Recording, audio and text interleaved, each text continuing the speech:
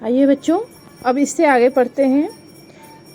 उच्च स्तर पर मशवरे हुए, दिमाग खरोंचे गए और यह तय किया गया कि हर हालत में इस नाक का होना बहुत जरूरी है।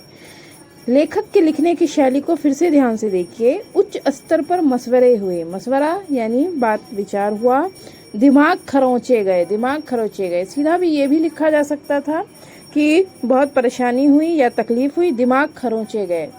सच में तो कोई किसी का दिमाग नहीं खरोंच रहा होगा, बट इसका मतलब यह है कि बहुत सारे समाधान, बहुत तरीकों के समाधान निकाले गए, लेकिन एक भी सफल नहीं हो पा रहा था। अंत में यह तय किया गया कि हर हालत में इस पर नाक तो होना ही जरूरी ही है। यह तय होते ही एक मूर्तिकार को हुक्म दिया गया कि वह फौरन दिल्ली में हाजिर हो। अब तय हुआ तो ऑब्वियस है कि मूर्ति पर नाक कौन लगाएगा? मूर्तिकार। तो मूर्तिकार को बुलाया गया। मूर्तिकार यूं तो कलाकार था, पर जरा पैसे से लाचार था। इसका क्या मतलब है कि वो अच्छा कलाकार था, लेकिन उसको पैसे की तंगी थी, यानी गरीब था। आते ही उसने हुक्कामों के चेहरे देखे। हुक्कामों यानी जो भी सरकारी तंत्र हैं, जो बड़े बड़े सरकारी अधिकारी थे उसके चेहरे देखे। अजीब परेशानी थी उन चेहरों पर। ठीक है, क्या परेशानी थी ये तो पता ही है आप लोगों को। कुछ लटके, कुछ उदास और कुछ बदहवास थे। लटके हुए चेहरे थे कि उन्हें समझ नहीं आ रहा था वो क्या करेंगे। कुछ उदास थे और कुछ बदहवास थे। ठीक है, उनकी हालत देखकर लाचार कलाकार की आंखों में आंसू आ गए। उनकी हालत देख के जो लाचार कलाकार था उसकी भी आंखों में आंसू आ गए। तभी एक आवाज सुनाई दी, मूर्तिकार, जॉर्ज पंचम की नाक लगानी है। तब उस मीटिंग में किसी ने बड़ी देर के बाद कहा कि मूर्तिकार, जॉर्ज पंचम की नाक लगानी है। मूर्तिकार ने सुना और जवाब दिया, नाक लग जाएगी, पर मुझे यह मालूम होना चाहिए कि यह लाट कब और कहाँ बनी थी। इस लाट के लिए पत्थर कहाँ से लाया गया था। मूर्तिकार ने रजामंदी तो दे दी कि नाक बन जाएगी, पर उसे किस चीज़ की क्या जानना ज़रूरी होगा कि यह लाट कब और कहाँ बनी थी, यानी कितने साल पुरानी है और कहाँ बनी थी। क्यों? क्योंकि इस लाट के लिए पत्थर कहाँ से लाया गया था, यानी जहाँ पर बनी थी ऑब्वियस है पत्थर वहीं की होगी। तो पहले यह जानना आवश्यक है कि ये कहाँ से बनी थी और कौन से पत्थर से बनी हुई है, तो फिर उसी पत्थर की नाक लगाई जाएगी। सब हुक्कामों ने एक दूसरे की तरफ ताका। एक की नज़र ने दूसरे से कहा कि यह बताने की जिम्मेदारी तुम्हारी है। व्यंग्य को खास तरीके से आप देखिए। सब हुक्कामों ने एक दूसरे की तरफ ताका। इसका मतलब क्या है कि किसी ने इस बात की जिम्मेदारी नहीं ली कि उन्हें पता है कि ये मूर्तिकार, ये जो मूर्ति है वो कब और कहाँ बनी। ठीक है, सबने एक दूसरे की तरफ देखा। जैसे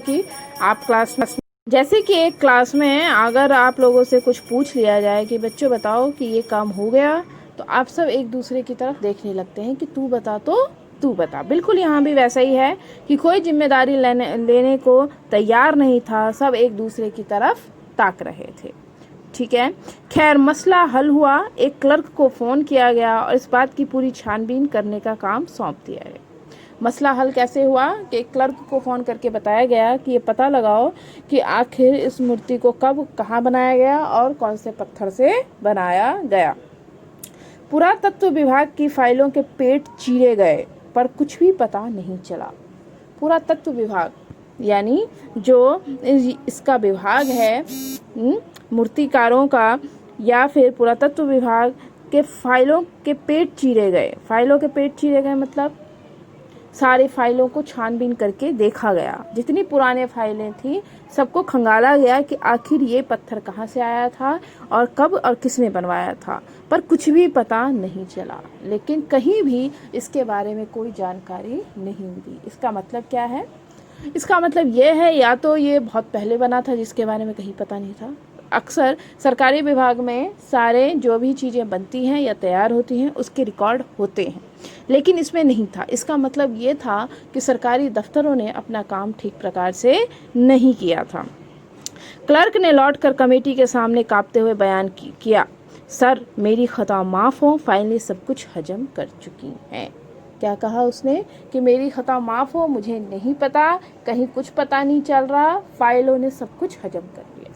वो किसी को दोष नहीं देता। अब देखिए क्या फाइलें कुछ खाती हैं? वो इंसान तो नहीं है कि वो कुछ भी खाएंगी। है ना।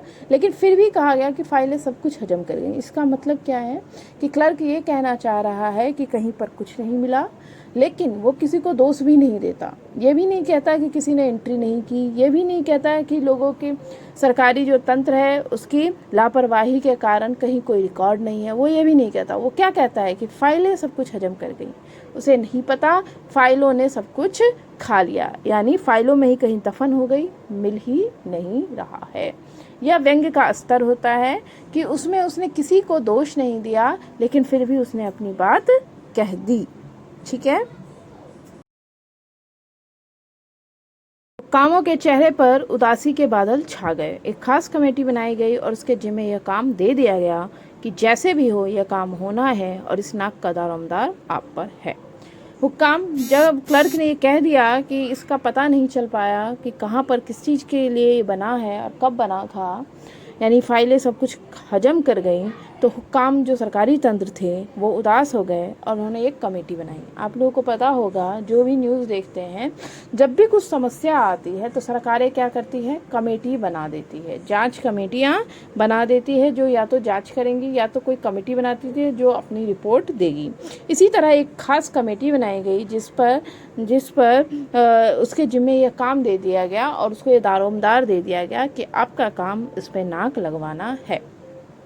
आखिर मूर्तिकार को फिर बुलाया गया। उसने मसला हल कर दिया। वह बोला, पत्थर की किस्म का ठीक पता नहीं चला तो परेशान मत होइए, मैं हिंदुस्तान के हर पहाड़ पर जाऊंगा और ऐसा ही पत्थर खोज कर लाऊंगा।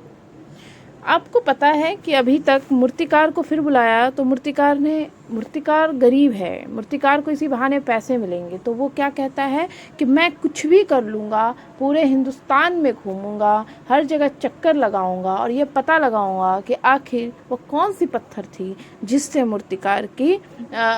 मूर्ति बनाई गई थी। ठीक है ना। हिंदुस्तान के हर पहाड़ पर जाऊंगा और ऐसा ही पत्थर खोज कर लाऊंगा। कमेटी के सदस्यों की जान में जान आई। एक उत्साह बना, एक उम्मीद बनी कि अब शायद वो पत्थर खोज लिया जाएगा। सभापति ने चलते चलते गर्व से कहा, ऐसी क्या चीज़ है जो हिंदुस्तान में मिलती नहीं। सभापति जो हेड था वहाँ का, उसने क्या कहा, बड़ी गर्व से कहा कि ऐसी क्या चीज़ है जो हिंदुस्तान में नहीं मिलती। हर चीज़ इस देश के गर्भ में छिपी है, ज़रूरत खोज करने की है।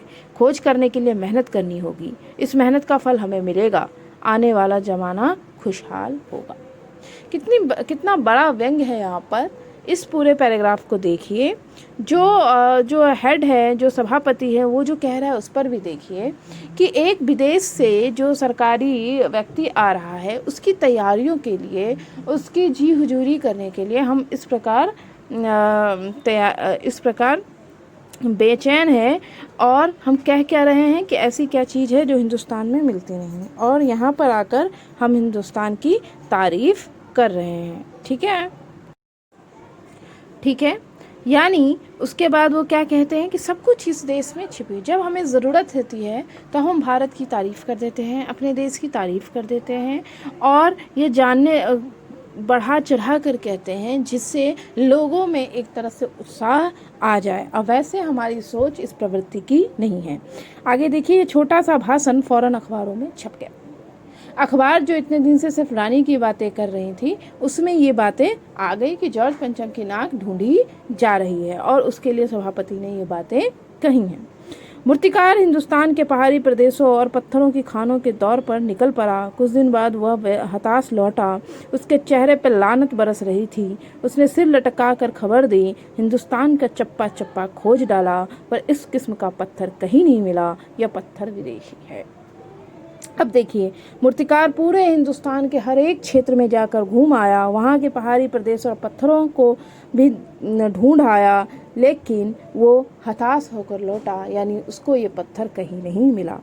फिर यहाँ पर देखेंगे उसके चेहरे पर लानत बरस रही थी, यानी उसके लानत बरसना यानी वो जो काम नहीं कर पाया उसकी उदासी उसके चेहरे पर दिख रही थी। उसने सिर लटका कर खबर दी कि हिंदुस्तान का चप्पा चप्पा खोज डाला, लेकिन ऐसा पत्थर तो हिंदुस्तान में कहीं मिलता ही नहीं है। ये कहाँ का है? यह विदेशी है। ठीक है। सभापति ने तैश में आकर कहा, लानत है आपकी अक्ल पर, विदेश की सारी चीजें हम अपना चुके हैं, दिल, दिमाग, तौर तरीके और रहन सहन। जब हिंदुस्तान में बॉल डांस तक मिल जाता है तो पत्थर क्यों नहीं मिल सकता। अब देखिए क्या बहुत बड़ी चीज़ कही। इससे पहले उसी व्यक्ति ने हिंदुस्तान की तारीफ करके कहा था कि सब कुछ यहाँ मिल सकता है, यहाँ पर कुछ भी ऐसा नहीं है जो नहीं मिल सकता। अब क्या कहते हैं कि विदेश की हमने सारी चीज़ें अपना ली, ठीक है ना। क्या क्या अपना ली? दिल दिमाग, तौर तरीके, रहन सहन। जब हिंदुस्तान में बॉल डांस, यानी बॉल डांस एक तरह का डांस है जो पब में और डिस्को विस्को में जो डांस दिखाया जाता है, अगर हम वो सब भी अपना सकते हैं तो ये एक पत्थर भारत में क्यों नहीं मिल सकता। यहाँ पर भी व्यंग्य है कि भारत हमारा जो देश है वो विदेशों से, अंग्रेज़ों से आज़ाद होने के बाद भी अंग्रेज़ों की ही सारी चीज़ें फॉलो यानी अपनाता है और अपनाकर खुश होता है। दिल दिमाग यानी हमने अपनी सोच भी अंग्रेज़ों की तरह ही बना ली है। तौर तरीके, रहन सहन, जो हमारा रहन सहन था, हमारा अपना जो रहन सहन था उसको हमने ख़त्म कर लिया और विदेशियों का रहन सहन हमने अपना लिया। अगर हम ये सब कर सकते हैं तो ये एक ऐसा कौन सा पत्थर है जो भारत में नहीं मिल सकता। यह व्यंग्य है, यहाँ पर कमलेश्वर व्यंग्य कर रहे हैं, ठीक है, व्यंग्य कर रहे हैं कि हमारी स्थिति अब ऐसी हो गई है। चलिए इसके बाद अब हम कल पढ़ेंगे।